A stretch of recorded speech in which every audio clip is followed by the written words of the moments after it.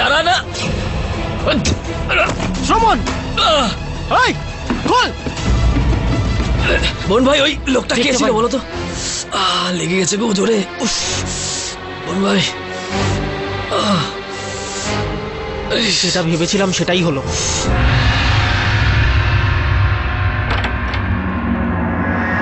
Sir, আপনি কথা শুনতে পাচ্ছেন? হ্যাঁ বরুণ, শুনতেও পাচ্ছি এবং দেখতেও পাচ্ছি। এখন জানতে পারা যাবে যে এই হত্যাটা বাদশাহী ছুরি দিয়ে হয়েছে কিনা। প্লিজ শাহী কথাটা ব্যবহার করবেন না। কেন? স্যার, আমার শাহী পনিরের কথা মনে পড়ছে, আর শেফালি শাহী পনির খুব ভালো বানায়। চল ঠিক আছে, এই কেসটার সমাধান হয়ে গেল, আমি তোকে শাহী দাওয়াত খাওয়াবো। স্যার, এই দেখুন স্যার, এটাই সেই জায়গা যেখানে আমি এই ছুরিটার বাক্সটা বন্ধ করার পরে রঙিন পাউডার ছড়িয়ে দিয়েছিলাম। একটু দেখ তো এই পাউডারটা এখনো রয়েছে কি নেই।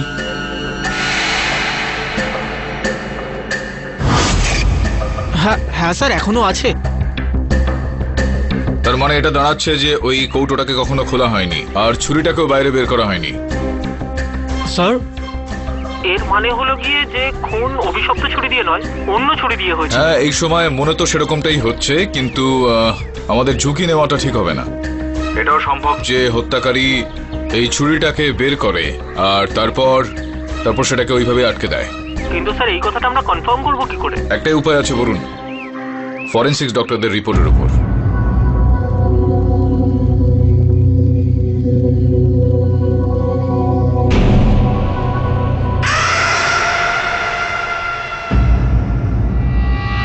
কয়েকটা বিষয় বুঝতে পারছি আমি।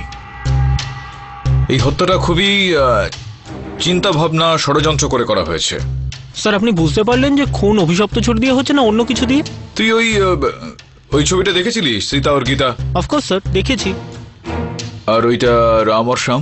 না স্যার, ওটা দেখা হয়নি। আমি দেখেছি বস, সলিড পিকচার। হ্যাঁ, চালবাজ দেখেছিস তুই? চালবাজ স্যার, আমি দেখেছি। দেখেছিস? বস কেসটাকে সাইডে রেখে তুমি কি সব ফিল্মের কথা বলে যাচ্ছ বস? কথাটা তো একবার শোন।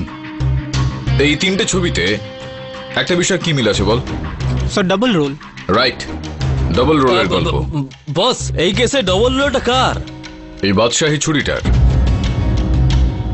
এটা ধরে নাও যে যেই হাতিয়ার দিয়ে হত্যা করা হয়েছে সেটা ওই বাদশাহী ছুরির প্রতিবিম্ব, একটা সেরকমই লম্বা এবং চওড়া। স্যার, ডাবল রোল মুভিতে ভাইদের মধ্যে, বোনের মধ্যে কিছু না কিছু ছোটখাটো ডিফারেন্স নিশ্চয়ই থাকে। তার মানে এই ছুরিগুলোর মধ্যে কোনো না কোনো ডিফারেন্স আছে। এই হলো আয়ুষ্মানের ফরেনসিক রিপোর্ট। এই রিপোর্টটা থেকে বোঝা যায় যে ওর ছাতির ক্ষততে কিছু কেমিক্যাল পাওয়া গেছে, যার ব্যবহার ব্রাশ আর কপারের মেটাল পলিশে করা হয়ে থাকে। পার্থক্য আছে দুটোর মধ্যে। বাদশাহী ছুরিটা ওখানে পড়ে পড়ে জং ধরে যাচ্ছে, আর যেই অস্ত্রটা দিয়ে হত্যা করা হয়েছে সেটা পলিশ করা হয়েছিল। যদি বাদশাহী ছুরিটা দিয়ে হত্যা করা হতো তাহলে অংশমানের দেহে ওর মৃতদেহের মধ্যে জংয়ের অংশ পাওয়া যেত, কিন্তু না, ওর মৃতদেহ থেকে ফরেনসিক্সরা সেই রাসায়নিকটা পেয়েছে যেটার সাহায্যে ওই অন্য ছুরিটা পালিশ করা হয়েছিল। বুঝতে পারলে আমি কি বললাম? স্যার, এটার মানে হলো গিয়ে যখন অভিশপ্ত ছুরিটা ডুপ্লিকেট দিয়ে খুন হচ্ছিল ঠিক তখনই কেউ প্রাসাদ থেকে অভিশপ্ত ছুরিটাকে গায়েব করে দিয়েছিল। বুঝতে পেরে গেছিস তুই? এইভাবেই তৈরি করা হয়েছিল এই কুসংস্কারের খেলাটা। এই কেসটাতে দুটো অপরাধী আছে, একজন যে খুনটা করছে আর দ্বিতীয়জন সে যে খুনটা হওয়ার সময় অভিশপ্ত ছুরিটাকে গায়েব করে দেয়। স্যার, আমার সন্দেহ তো অভয়ের ওপরে। অভিশপ্ত ছুরিটার কাছে পৌঁছানোর মতো আর তো কেউ নেই। না না না না বরুণ ভাই, না না না না, আরে টেকো মালটা ও খুব ভোলাওয়ালা। আমার তো মনে হয় খুব ও ডিসেন্ট লোক। কি বস? আরে বস, আমার কি মনে হয় জানো তো, আমার মনে হয় নিশ্চয়ই অন্য কোনো লোক আছে যেটা জানে যে ওর উপর কেউ সন্দেহ করবেই না, আর যখনই কোনো না কোনো ক্যাজরা হবে দোষটা কার উপর আসবে? অভয়ের উপর। ওই জন্যই বলছি বস, সে যেই হোক না কেন বেশি সময় ধরে পালিয়ে বাঁচবে না। এখানে ব্যাপারটা হলো যে যেই ধাঁধাগুলো একটু জটিল হয়ে যায় সেটা সমাধান করার জন্য সেখানে চলে যাওয়া দরকার যেখান থেকে ধাঁধাগুলো শুরু হয়েছিল, অভয়ের বাড়ি।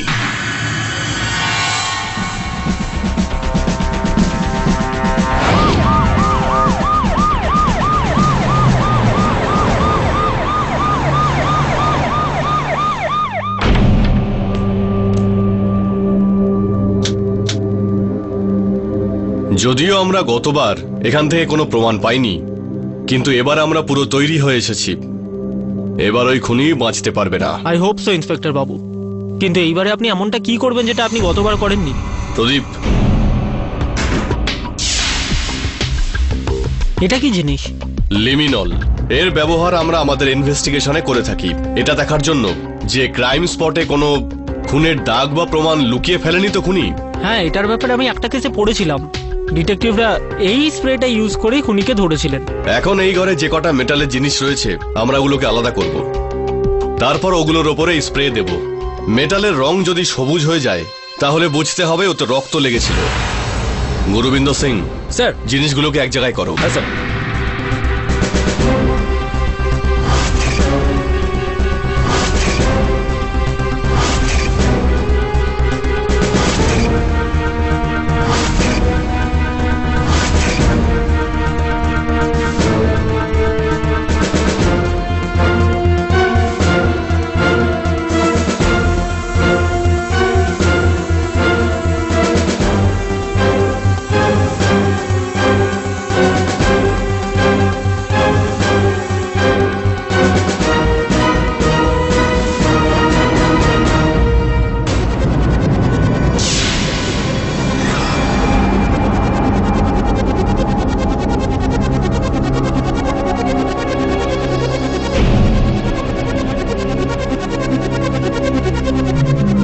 এর মানে হলো গিয়ে এই দুটো জিনিসে লেগে থাকা রক্ত খুনি পরিষ্কার করেছিল। একদম তাই।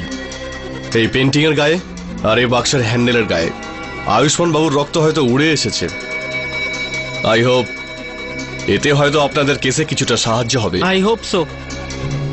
কিন্তু আমি একটা জিনিস বুঝতে পারছি না যে খুনি এত কম সময়ে এত কিছু করতে পারলো কি করে।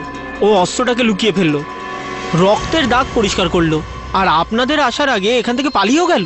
How is it possible? Dharamvir বাবুর সন্দেহটা তাহলে কি সত্যি হতে পারে? আয়ুষ্মান বাবুর ভাই অংশুমানি। ধর্মাবতার, ওই সময় আয়ুষ্মান বাড়িতেই ছিল। হতে পারে যে এই খুনটা সেই করেছে। এসব কি যাতা বলছেন আপনি?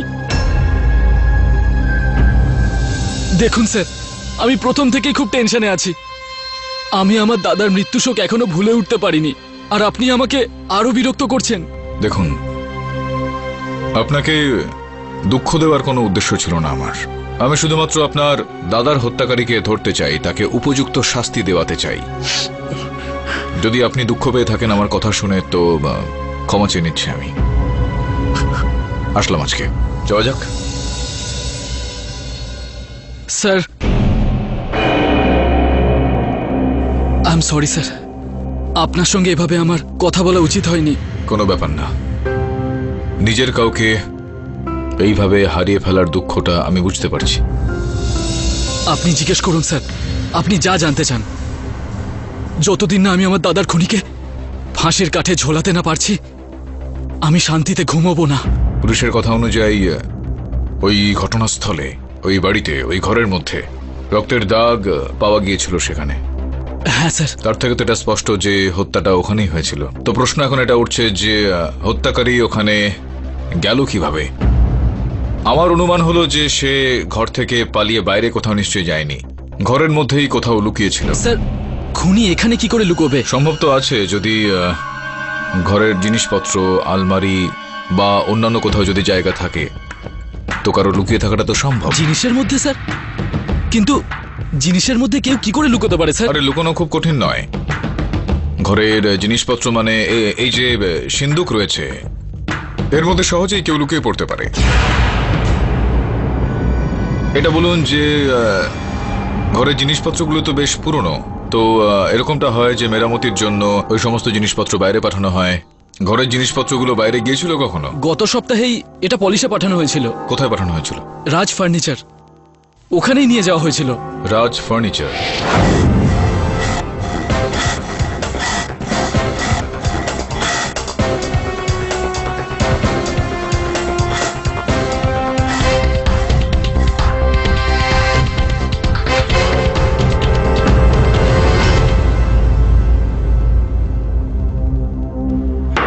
The court is called to order. Case number 1405B, Dharamveer Singh versus Angshuman Khanna. Hearing 2. আদালতের কাজ শুরু করা হোক। কি ব্যাপার, আপনার সর্দি এখন সারেনি? আরে গেছিলাম তো আপনার ডক্টর সুনিতার কাছে, এত বড় একটা ইঞ্জেকশন দিলেন আমাকে, কিন্তু এই সর্দি সারার কোনো লক্ষণই দেখতে পাচ্ছি না। কোনো ব্যাপার না। যেভাবে এই এই কেসটাতে বেপাত্তা হয়ে যাওয়া অস্ত্রের খোঁজটা পাওয়া গিয়েছে, আমার পুরো বিশ্বাস রয়েছে আপনার এই সর্দির কারণটাও খুব তাড়াতাড়ি জানতে পারা যাবে। অস্ত্রের রহস্যের সমাধান হয়ে গেছে? তার মানে অস্ত্র পেয়ে গেছেন আপনি? আগে হ্যাঁ হ্যাঁ,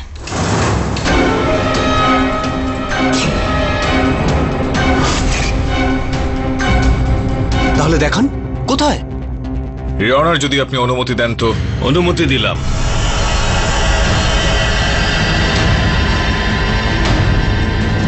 ইওর অনার, এই হলো সেই অস্ত্র। অস্ত্র? এগুলো অস্ত্র? ইওর অনার, আমার মনে হচ্ছে যে কেস হেরে যাবার দুঃখে আমার বন্ধুর সম্পূর্ণ মাথা খারাপ হয়ে গেছে, আর উনি ভুলে গেছেন যে এটা কোর্ট রুম, কোনো কমেডির স্টেজ নয়। প্রসিকিউটর সাহেব, সবার আগে তো এই কেসটার সিদ্ধান্তে জজ সাহেবকে আপনি আসতে দিন। আপনি আর আমি তো সেটা করতে পারবো না। আর দ্বিতীয়ত, এই যে সাক্ষী আমি পেশ করছি আদালতে, সেইটাকে নিয়ে মজা না করলেই ভালো হয়। কোন প্রমাণ আর কোন অস্ত্রের কথা বলছেন? এই বাক্সটা আর এই পেন্টিং দিয়ে খুন হয়েছে। এটা আপনি কি বলছেন কেডি? ফরেনসিক রিপোর্ট অনুযায়ী খুন তো ছুরির সাহায্যে হয়েছিল। আগে হ্যাঁ ইওর অনার, আর সেই ছুরিটা এই সমস্ত জিনিসের মধ্যে লুকোনো রয়েছে। পাঠক বাবু প্লিজ, আপনি কখনো বলছেন যে ছুরি দিয়ে খুন হয়েছে, কখনো বলছেন এই বাক্স দিয়ে হয়েছে, পেন্টিং দিয়ে হয়েছে। Why don't you stick to one thing? আপনি বারবার নিজেকে কন্ট্রাডিক্ট কেন করছেন? I am not contradicting myself.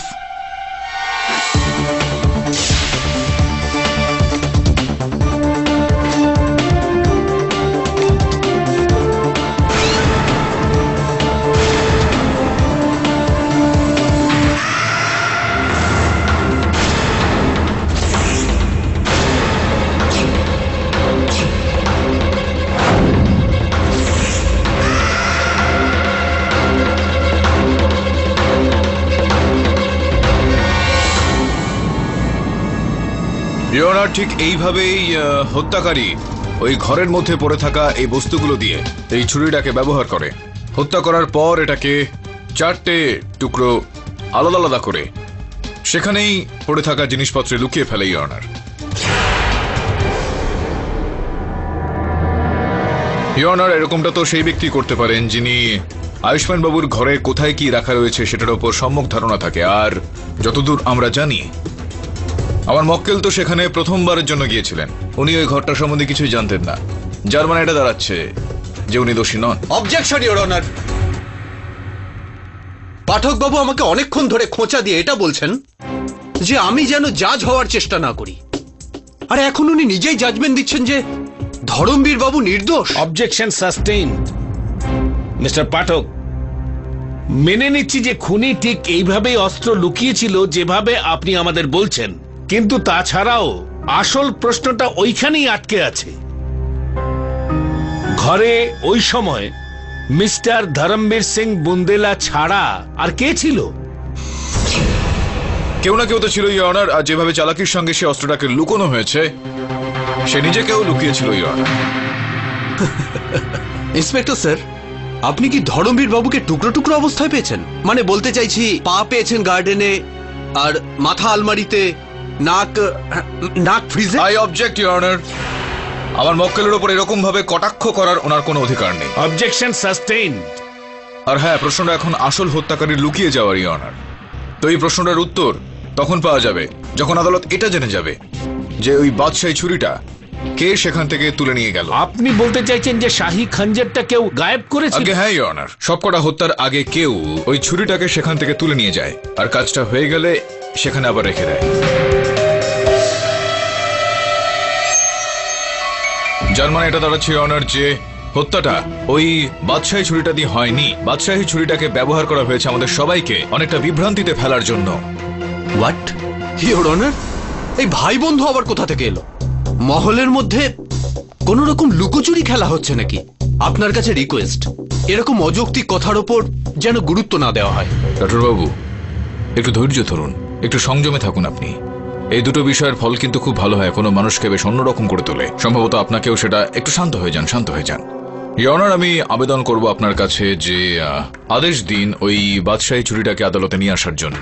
আপনি তো এক্ষুনি বললেন যে খুন রাজকীয় ছুরি দিয়ে হয়নি, তাহলে সেই রাজকীয় ছুরিকে এখানে ডাকার কারণটা কি? এটাও তো আমি বললাম রাঠোর বাবু যে ওই বাদশাহী ছুরিটাকে ব্যবহার করা হয়েছিল আমাদেরকে একটু বিভ্রান্ত করার জন্য। এখনই ওনার বাদশাহী ছুরিটা এখানে আনা হবে, আর কিভাবে সেটাকে ব্যবহার করা হয়েছিল তো সেটার থেকে জানতে পারা যাবে। ঠিক আছে, ওই শাহী খঞ্জরটা তাড়াতাড়ি আদালতে আনার ব্যবস্থা করা হোক। না জজ সাহেব, এরকম ভুল করবেন না। আয়ুষ্মান বাবু তো মৃত্যু হয়েছে, যদি এই ছুরিটার ঘুম ভাঙানো হয় তাহলে অনর্থ হয়ে যাবে। এটা আপনারও প্রাণ নিতে পারে। Order, order. মিস্টার অভয়, আপনি এই সময় কোর্টে বসে আছেন। Mind your words. আদালতে এরকম অন্ধবিশ্বাসের জন্য কোনো জায়গা নেই। যতক্ষণ না অস্ত্রটা আদালতে আসছে ততক্ষণ আদালত লাঞ্চ ব্রেকের জন্য স্থগিত করা হলো। আবার 3টের সময় আমরা সবাই একত্রিত হব। গৌতম বাবু, আপনার কাছে মিষ্টি হবে? মিষ্টি? ওই চকলেট, টফি? না, কিছুই নেই। রাঠোর বাবু, এই নিন আমার ফেভারিট চকলেট এটা। No no thanks. আরে নিয়ে নিন, নিয়ে নিন। লড়াইটা তো শুধুমাত্র আদালতের মধ্যে সীমাবদ্ধ, আর এখন তো আপনি আমার বন্ধু। থ্যাঙ্কস।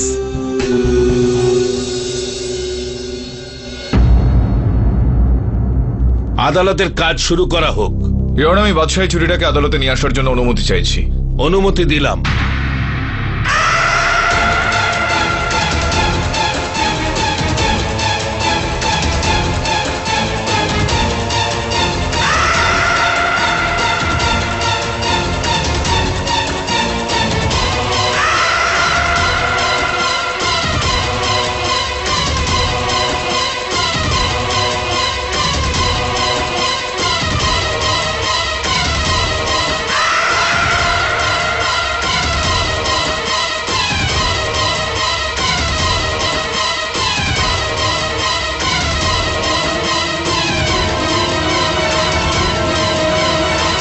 না কেডি সাহেব,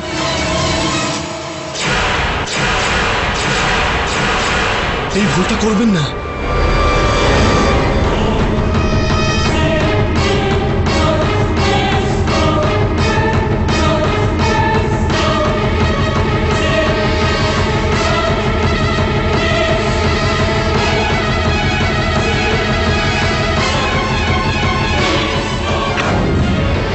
এবার বলুন, আমার জীবন শেষ হয়ে যেতে আর কত সময় বাকি রয়েছে? কেডি সাহেব, মেঘনা আর আয়ুষ্মানের মৃত্যু 24 ঘন্টার মধ্যে হয়েছিল, কিন্তু এবার কি হবে আমি জানি না।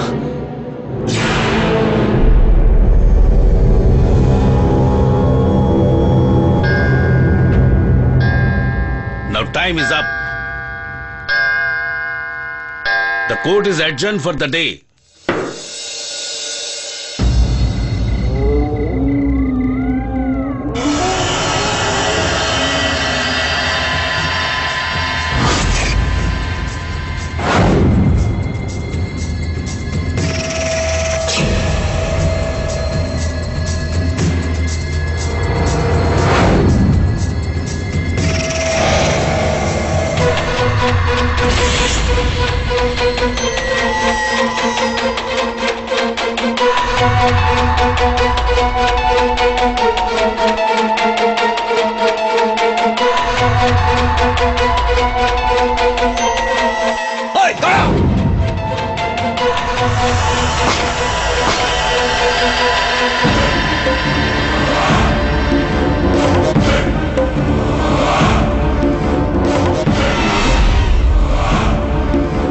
স্যার, এটা কোনো মানুষ ছিল না ভূত?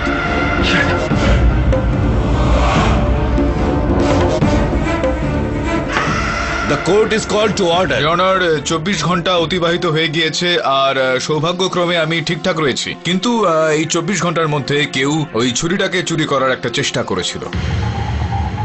মিস্টার পাঠক, আপনি কি প্রমাণ করতে চাইছেন? এটাই যে কেউ ওই ছুরিটাকে চুরি করার চেষ্টা করেছিল, তার নিশ্চয়ই কোনো কারণ তো থাকবে। আপনি যদি অনুমতি দেন তো ইয়র, আমি রাজ ফার্নিচারের রাজকে এখানে ডাকতে চাই। অনুমতি দিলাম। রাজবাবু, আয়ুষ্মান বাবুর হত্যার কয়েকদিন আগে এই যে ইনি রয়েছেন এখানে, অভয়বাবু, ইনি এসেছিলেন আপনার দোকানে। হ্যাঁ, এসেছিলেন স্যার। কি কারণ ছিল, কি চাইতে এসেছিলেন উনি? কিছু পুরনো ফার্নিচারের পালিশ করানো ছিল এনার, আর সেই ফার্নিচারগুলোর মডিফিকেশনও করানোর ছিল এনার। মডিফিকেশন মানে ওই ফার্নিচারটাকে বেশ পরিবর্তন করতে চাইছিলেন। এই ফার্নিচারটা ছিল কি দেখুন। হ্যাঁ স্যার, এগুলোই। এখন মহামান্য বিচারককে বলুন যে ঠিক কি রকম পরিবর্তন তিনি চাইছিলেন। এই সব জিনিসগুলোর শেপ অল্প চেঞ্জ করেছিলেন। হ্যাঁ, শেপটাকে একটু চেঞ্জ করা, যাতে ওই ছুরিটাকে ওখানে তিনি লুকোতে পারে না। আর তাছাড়াও এটা বলুন যে আর কি। ইনি আমাকে আলমারির ভেতরে একটা বিশেষ জায়গা তৈরি করতে বলেছিলেন। কিরকম জায়গা আর কেন, একটু একটু বিস্তারিত হয়ে বলুন। আলমারির ভেতরে বড় জায়গা বানাতে বলেছিলেন। বড় জায়গা রয়েছে, আচ্ছা, যেখানে মূল্যবান জিনিসপত্র রাখা যেতে পারে, গুপ্ত জায়গা। আচ্ছা, গুপ্ত জায়গা তো যাতে কিছু হলে সেখানে ওই জায়গাটা চোখে না পড়ে। ইনি আমাকে বলেছিলেন বাড়িতে যদি চুরিও হয় তাহলে চোরের যেন নজর না পড়ে আলমারির ওই গুপ্ত জায়গাটায়। বড় জায়গা ছিল মানে অভয়বাবু স্বয়ং সেটার মধ্যে ফিট হয়ে যেতে পারতেন। উনি অনেকটা বড় জায়গা বড় বানিয়েছেন। জায়গা ছিল। বসুন বসুন। ইওর অনার, আমি অভয়বাবুকে আরো একবার ডাকতে চাইবো। অনুমতি দিলাম। অভয়বাবু, এবার তো আমরাও শুনলাম আর মহামান্য বিচারকও শুনলেন যে আপনি তো রূপ বদল করালেন ফার্নিচারের আর আলমারির, বিশেষ করে একটা জায়গা তৈরি করালেন আপনি সেটার ভেতরে, যার মধ্যে একজন ব্যক্তি সহজে লুকোতে পারে। তার মানে খুনটা অভয়বাবু করেছেন? আমাকে ক্ষমা করে দিন স্যার, আমি মানছি যে আমি অপরাধ করেছি, কিন্তু আমি খুন করিনি। তাহলে ওনার ফার্নিচারের এই রূপ বদল ঘটানোর কারণ? আসলে ওই দিন ভাই অভয়, আমি আপনাদের শহরে নতুন এসেছি। এখানে ভালো রেস্টুরেন্ট কোথায়, ভালো সিনেমা হল কোথায়, এগুলো আমি জানি না। আরে স্যার, আপনি কেন চিন্তা করছেন? স্যার, আপনি এই গোলাপি শহরে এমন মজে যাবেন না, আপনি বুঝতেই পারবেন না। I hope so. আচ্ছা, তুমি কোনো ভালো কার্পেন্টারকে চেনো? আমি আসলে ঘরের কিছু ফার্নিচার পালিশ করাবো। এই ছোটখাটো কাজের জন্য তো আমি রয়েছি স্যার। করিয়ে দেবেন? হ্যাঁ স্যার। দিন, নাম্বার দিন, আমি কথা বলে নিচ্ছি। আরে স্যার, এই কাজটা আপনি আমার ওপরে ছেড়ে দিন। Thank you so much. আরে স্যার, থ্যাংক ইউর কি আছে? স্যার, পলিশিংটা কবে করাবেন? কালকে তো আমি দিল্লিতে যাচ্ছি, আসার পরে নেক্সট উইক। ঠিক আছে স্যার, কিন্তু আপনি একটা কাজ করুন, বাড়ির চাবিটা আমাকে দিয়ে যান। স্যার, আপনি যখন দিল্লি থেকে আসবেন এসে দেখবেন ফার্নিচারগুলো চকচক করছে। ঠিক কথা বলেছেন। তো কালকে যাওয়ার আগে আমি আপনাকে চাবি দিয়ে দেবো। ঠিক আছে স্যার। See you tomorrow. ইয়া। লজ্জিত হওয়া উচিত আপনার। যে ব্যক্তি আপনার উপর বিশ্বাস করলেন আর আপনি তার সঙ্গে বিশ্বাসঘাতকতা করলেন। প্রথমে তো এই ফার্নিচারগুলো রূপ বদল করালেন যাতে আপনি তার মধ্যে ছুরিটাকে লুকিয়ে রাখতে পারেন, আর তারপর আলমারিতে একটা জায়গা তৈরি করলেন যাতে সেখানে লুকিয়ে তার ঘরে প্রবেশ করতে পারেন। তারপর তাকে হত্যা করলেন। এটা কিসের আওয়াজ? শেকলের শব্দ মনে হলো। কেউ কি ভেতরে আছে? আগে না, আমি দেখে আসছি।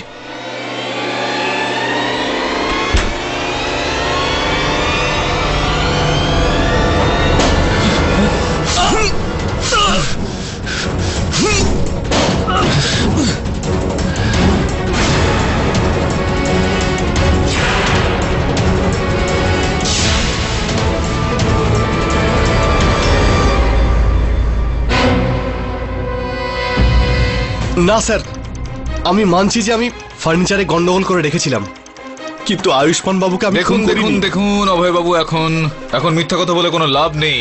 গোটা বিষয়টা জানতে পারা গিয়েছে। না জজ সাহেব, আমাকে বিশ্বাস করুন, আমি খুন করিনি। সত্যিটা হলো এই যে আপনি এই মন গড়া গল্পটা বানিয়েছিলেন এই এই এই অভিশপ্ত ছুরিটার। কেননা আপনি সেখানে যেতেন ওই স্টোররুমে, সেখান থেকে দামি জিনিসপত্র চুরি করতেন, আর আপনি চাইতেন না যে কেউ আপনাকে এই বিষয়ে কোনো প্রশ্ন করুক। উকিল বাবু, আমি মানছি যে আমি চুরি করেছি, কিন্তু আমি খুন করিনি। উকিল বাবু, আমি খুন করিনি। আপনি হত্যা করেননি তো কে করেছে হত্যা? হত্যাকারী কে? আরে বলুন, হত্যাকারী কে? ক্ষমা করবেন শেখর বাবু, আপনাকে আর বাঁচাতে পারলাম না।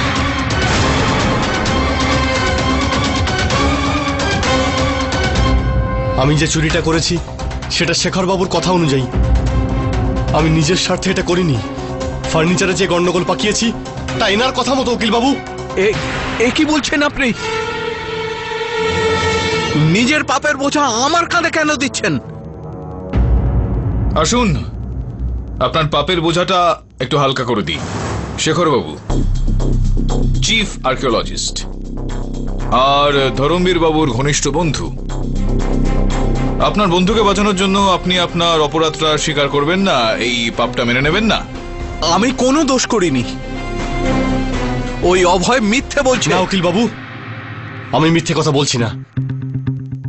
এই বিশ্বাসঘাতকতা করার জন্য উনি আমাকে অনেক টাকা দিয়েছেন। আপনি চাইলে আমার ব্যাংক অ্যাকাউন্ট চেক করতে পারেন। ইনি আমার অ্যাকাউন্টে প্রত্যেক মাসে 50,000 জমা করতেন। 50,000 টাকা হ্যাঁ, জজ সাহেব। নেওয়া হয়েছিল, অর্থাৎ আপনার থেকেও নেওয়া হয়েছিল টাকা, আর ওখানে প্যালেস থেকেও। জজ সাহেব ও মিথ্যে বলছে। ও নিজে আমার থেকে 50,000 টাকা ধার চেয়েছিল। বলেছিল যে এই টাকাও ফেরত দিয়ে দেবে। একটা জরুরি কাজের জন্য ও চেয়েছিল। আচ্ছা, ধার নিয়েছিলেন হ্যাঁ। আপনি? আচ্ছা, ধার নিয়েছিলেন আপনি। কত মাস ধরে টাকা পাচ্ছিলেন আপনি? গত 6 মাস ধরে। 6 মাস ধরে? 6 মাস ধরে আপনি 50,000 টাকা? এটা তো একটা চিন্তার বিষয় অনার, যে যদি কোনো ব্যক্তি কারোর কাছ থেকে ধার চায় তো একবার চাইবে, দুবার চাইবে, কিন্তু আপনি তো 6 মাস ধরে লাগাতার 50,000 টাকা দিয়ে আসছেন। অবশ্যই কোনো বিশেষ কারণ হয়তো থাকবে আপনার। জজ সাহেব, এই জীবন সব সময় আমার সাথে অন্যায় করেছে, কখনোই আমার সাথে ন্যায় করেনি।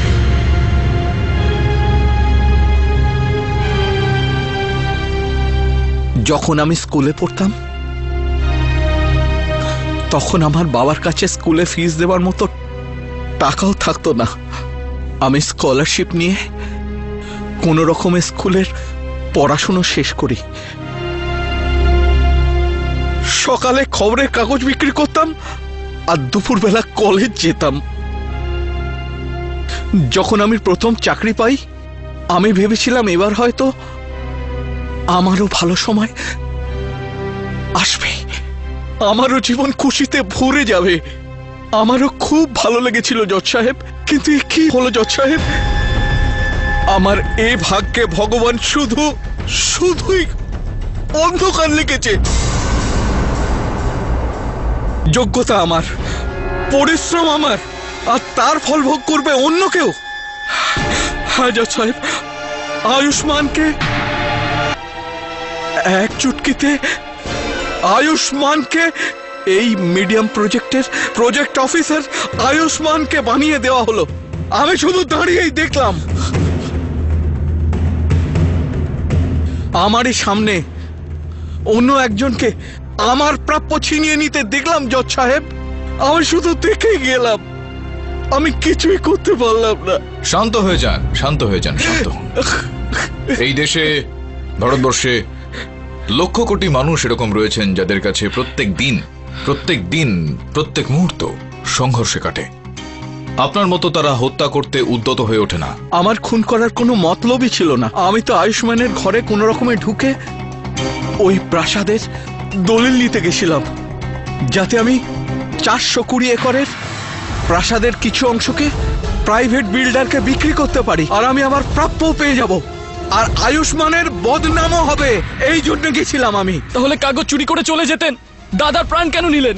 আমি তোমার দাদাকে মারিনি, আমি তো ওখানে যাইনি। মিথ্যা কথা বলছেন আপনি শেখর বাবু। সেই দিন আপনি আয়ুষ্মানের বাড়িতে গিয়েছিলেন।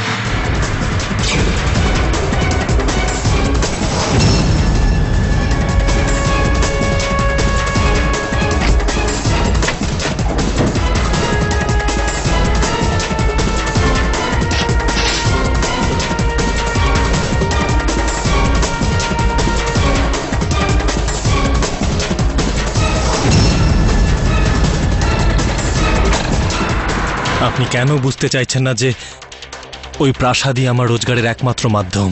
দেখুন, আমি তো আপনাকে বললামই যে এই অবস্থা কিসের। কেউ কি ভেতরে আছে? আগে না, আমি দেখে আসছি। কে ভেতরে? কে আছে?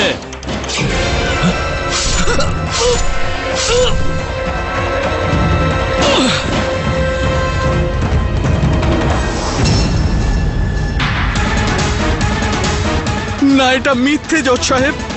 আমি ওই দিন আয়ুষ্মানের বাড়ি যাইনি। কোন হসপিটাল? Good health hospital. আপনি চাইলে ডাক্তারদের জিজ্ঞেস করতে পারেন। আমি সারা রাত ওখানেই এটাও তো ছিলাম। হতে পারে যে আপনি ডাক্তারদের টাকা দিয়েছেন আপনার হয়ে মিথ্যা কথা বলার জন্য, আপনার পক্ষ নেওয়ার জন্য। না না, এমনটা মোটেই না। আপনি চাইলে হসপিটালের সিসিটিভি ফুটেজ এনে দেখতে পারেন। আমি সারা রাত ওখানেই ছিলাম। চলুন সিসিটিভি ফুটেজটাও আমরা আনিয়ে নেব, আর এটা মেনে নিচ্ছি কিছুক্ষণের জন্য যে আপনি সত্যি বলছেন। তো আর আপনি ছাড়া তো আর একজন একমাত্র ব্যক্তি জানতেন যে ওই আলমারির ভেতরে কিছুটা জায়গা রাখা হয়েছিল একজন মানুষের লুকানোর জন্য, আর তিনি অভয়বাবু। দেখুন শেখর বাবু, এটা কিন্তু খুব বাজে করছেন। আপনি নিজেকে বাঁচানোর জন্য আমাকে বলে দিচ্ছেন। কিসের বলি? আপনি ওই দিন এসেছিলেন, আর আপনি সেখানে ছিলেন বলে আলমারি এত ভারী হয়ে গিয়েছিল যে আমাকে অনেক লোক ডাকতে হয়েছিল। অভয়, তুমি মিথ্যে বলো না। ওই দিন আমি তোমাকে ফোনও করেছিলাম এটা বলার জন্য যে আমি আসতে পারবো না, প্ল্যান ক্যান্সেল হয়ে গেছে। আমি আপনার কোনো ফোনই পাইনি।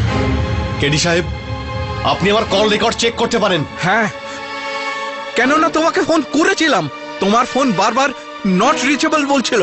তো এখানে আমি কি করতে পারি? আমার কি ভুল জজ সাহেব? কিন্তু আমি আপনাকে আলমারিতে বসিয়ে আয়ুষ্মান বাবুর বাড়িতে নিয়ে গিয়েছিলাম। আমি আলমারিতে যখন বসিনি তখন এ দোষ কি করে দিতে পারে? আমার কথা বিশ্বাস করুন, আমি সারা রাত ওখানে ছিলাম। আপনি চাইলে ওখানকার রেকর্ড দেখতে পারেন, সব ব্যাপার পরিষ্কার হয়ে যাবে। অভয়বাবু, আপনি ওনাকে ওখানে ওই আলমারিতে ঢুকতে দেখেছিলেন? আগে না স্যার, অ্যাকচুয়ালি আমাদের প্ল্যান ছিল যে আমি শেখর বাবুর গলিতে টেম্পো দাঁড় করাবো।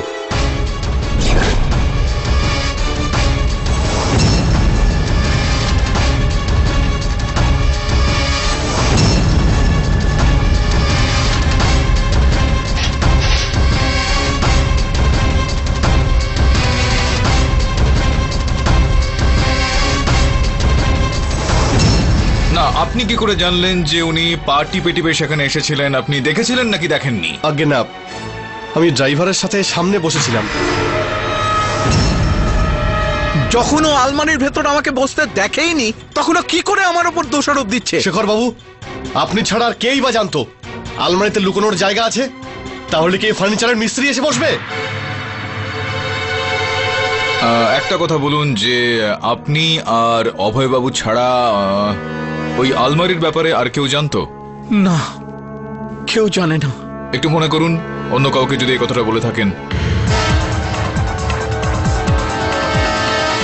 হ্যাঁ হ্যাঁ শেখর বাবু, আপনি মনে করুন, ভালো করে মনে করুন, আমাদের কাছে অনেক সময় আছে।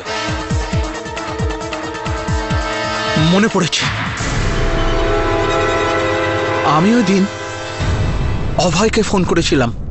যখন অভয়কে ফোনে পাইনি তখন আমি করণবীরকে রিকোয়েস্ট করেছিলাম ও যেন অভয়কে মনে করে এটা বলে দেয় আমাদের প্ল্যান ক্যান্সেল হয়ে গেছে। কাকে? করণবীরকে।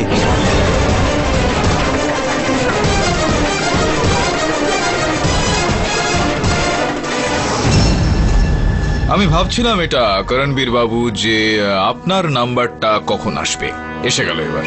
দয়া করে কষ্ট করবেন একটু। শেখর বাবুর বার্তাটা আপনি দিয়ে দিয়েছিলেন, অভয়বাবুকে বলে দিয়েছিলেন তো, যেটা আপনাকে ফোনে নির্দেশ দেওয়া হয়েছিল? না স্যার, শেখর বাবুর এরকম কোনো ফোন আসেনি আমার কাছে। কি কথা বলছেন আপনি? করণবীর, তুমিও আমায় ফাঁসাতে চাইছো? শেখর বাবু, আমি আপনাকে কেন ফাঁসাবো? আমি তো সেটাই বলছি যেটা সত্যি। আমি ওই দিন তোমাকে ফোনও করেছিলাম এবং খবরটাও দিয়েছিলাম। এটা কি চলছে এখানে? ফোন করেছিলেন, ফোন এসেছিল, কি হয়েছিল কি হয়নি সেটা তো অভিনব টেকনিক রয়েছে। আপনার মোবাইল ফোনে তো কল লগ নিশ্চয়ই থাকবে। ইওর অনার, আপনি যদি অনুমতি দেন তো আমি ওনার মোবাইল ফোনটা একটু দেখবো। অনুমতি দিলাম। এটা কি আপনার নাম্বার? হ্যাঁ।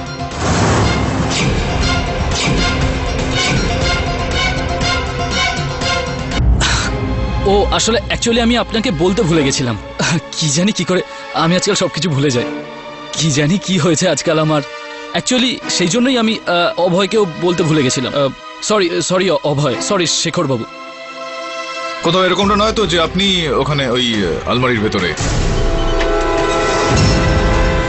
কি বলছেন আপনি? কোন আলমারি? শেখর আমাকে কোনো আলমারির ব্যাপারে বলেনি তো। ও আমাকে শুধু এইটুকুই বলেছিল যে প্ল্যান ক্যান্সেল। এবারে কি প্ল্যান ছিল আমি তো কিছুই জানি না। উনি প্ল্যানের ব্যাপারে কি করে জানবেন? প্ল্যান তো শুধু ধরমবীর বাবুরই জানার কথা, হয় অভয় বাবুর মাধ্যমে না হলে শেখর বাবুর মাধ্যমে। না, যদি ধরমবীর এই বিষয়টা সম্বন্ধে জানতো তাহলে তো ও সেখান থেকে পালিয়ে যেত, তাই না? পুলিশ আসা পর্যন্ত সেখানে দাঁড়িয়ে থাকতো না। আর তাছাড়াও এই পরিকল্পনার সম্বন্ধে তো করমবীরও জানতেন। কি আপনি জানতেন না? এসব বাজে কথা, মিথ্যে কথা, আমাকে ফাঁসানোর ষড়যন্ত্র এটা। রাজবীর বাবু, আপনি কিছু বলছেন না কেন? আমি নির্দোষ। উনি এখন আর কি করবেন? কিচ্ছু করতে পারবেন না। তাছাড়াও আপনি বেঁচে গিয়েছিলেন সেই দিন, আপনার জীবন বেঁচে গিয়েছিল। পুলিশ সেদিন গুলি চালায়নি। পুলিশের গুলি? পুলিশ গুলি চালিয়েছিল না আপনার উপর দুটো, যখন আপনি ছুরিটা চুরি করার চেষ্টা করছিলেন। ভুলে গেছেন আপনি?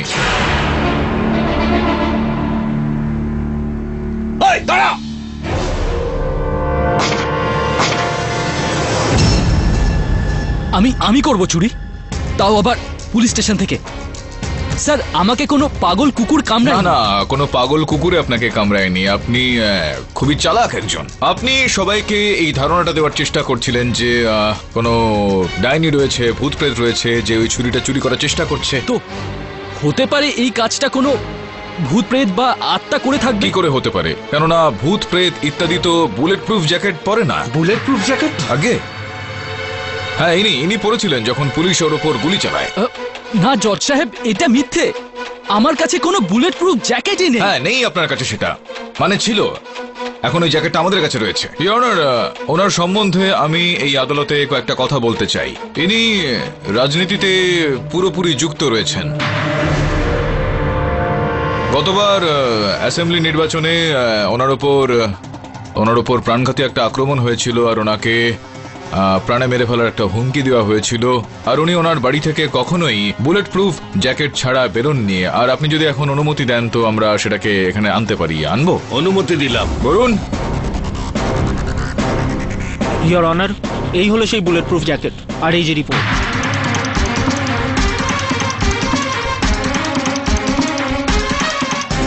ইয়োর অনার, এই রিপোর্ট অনুযায়ী ওনার বুলেট প্রুফ জ্যাকেটে দুটো স্লাগ পাওয়া গিয়েছে অনার। 0.4 ক্যালিবারের। আর এই রিপোর্ট থেকে স্পষ্ট হয়ে যায় যে পুলিশ সেদিন ওনার ওপর এই ক্যালিবারেরই দুটো গুলি চালিয়েছিল। এবার বলুন। এইভাবে আপনি আমার বাড়িতে ঢুকতে পারেন না, তাও আবার সার্চ ওয়ারেন্ট ছাড়া। আমি আপনার নামে কেস করে দেবো কেডি পাঠক বাবু। পুলিশ যেই গুলি চালায় আর সেটা রিপোর্ট আমরা বের করে নিয়েছি। এখন এগুলো সব কাকতালীয় তো হতে পারে না। ইয়োর অনার, সন্দেহটা আমার তখন থেকে শুরু হয়েছিল যখন ওয়াচম্যান আমাকে বলেছিলেন যে আয়ুষ্মানকে যে রাতে হত্যা করা হয়েছিল সেই রাতে উনি বাড়িতে ছিলেন না। মুখটা খুলুন, মুখটা খুলুন, বলার সময় এসে গেছে। এটা সত্যি যে আয়ুষ্মানকে আমি মেরেছিলাম।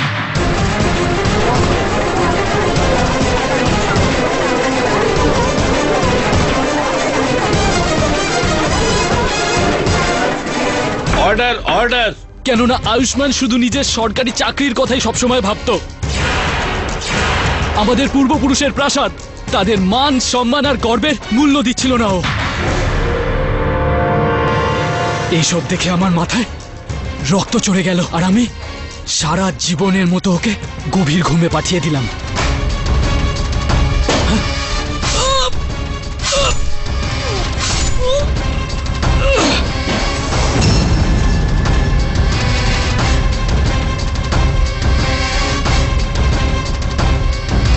আর ওই রাজকীয় ছুরি, ওটাকে কিভাবে লুকোতেন উনি? ওই ছুরিটা কখনোই নিজের জায়গা থেকে সরেইনি।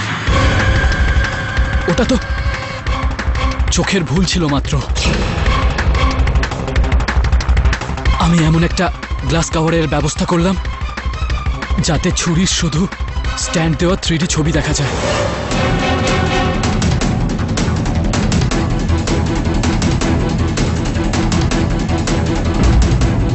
যখনই আমি ওই ছুরির খালি গ্লাস কাভারটাকে স্ট্যান্ডের ওপরে রাখতাম, তো সামনে থেকে দেখে মনে হয় যে ছুরিটা গায়েব হয়ে গেছে।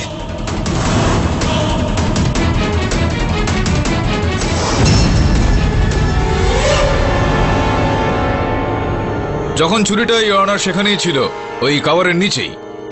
খুনটা তো তুমি করেছিলে করণবীর, আর সবাই দোষী আমাকে বলছিল। তুমি এতদিন কোনো কথা কেন বলনি? দাদা, আমার কথা বিশ্বাস করো, আমার কোনো ধারণাই ছিল না যে আয়ুষ্মানের ছোট ভাই অংশুমান সেই সময় ওর সঙ্গে দেখা করতে আসছে, আর তুমিও তখন ওখানেই থাকবে। আমি জানতাম না দাদা যে আমার এই ছোট্ট একটা ভুলের এত বড় পরিণাম হবে, আর তুমি ফেঁসে যাবে। ভুল না, অপরাধ করেছেন আপনি।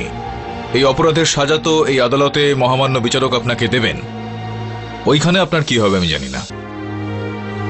তুমি আমার ছোট ভাই। আমি যাই করেছি এটাই ভেবে করেছি যে আমাদের বংশের ইজ্জত আর মর্যাদা এতেই আছে। বংশের মর্যাদা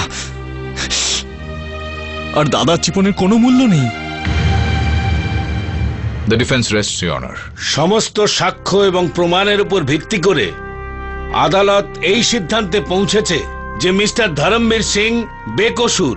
ওনাকে সমস্ত অভিযোগ থেকে সসম্মানে মুক্তি দেওয়া হলো, কিন্তু করমবীর সিংকে অংশুমান খান্নার হত্যার জন্য দোষী সাব্যস্ত করা হলো। তাই এই আদালত ভারতীয় দণ্ডবিধির 302 ধারা অনুযায়ী ওনাকে যাবজ্জীবন কারাদণ্ডের সাজা দিচ্ছে। To be hanged till death. The case is closed.